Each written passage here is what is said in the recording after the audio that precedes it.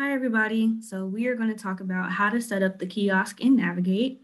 So you're going to start here at the Avelo homepage, go over to Quick Links, click on Faculty and Staff, scroll down, click on Navigate. It will take you to the login page where you log in with your same username and password that you use for MyAU, Canvas, and Outlook. So we're going to log on in. To find the kiosk feature, you just scroll all the way down to the bottom of the page, right here where it says additional modes, and it'll give you the option between appointment center and kiosk. So we want the kiosk. From here, it'll send you kind of like a pop-up window.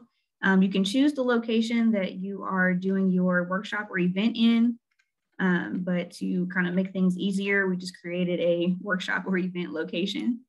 So you're going to click on that.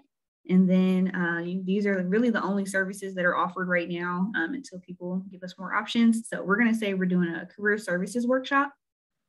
And this is the screen that you will have up on your computer or tablet or iPad or whatever thing that you're using for students to check in at your event on the kiosk.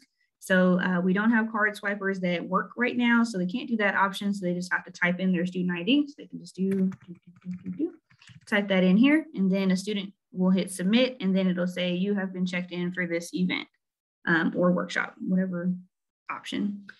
So that is how you find the kiosk and how you set it up. And this is the page that you would leave open on your computer for students to check in at your event.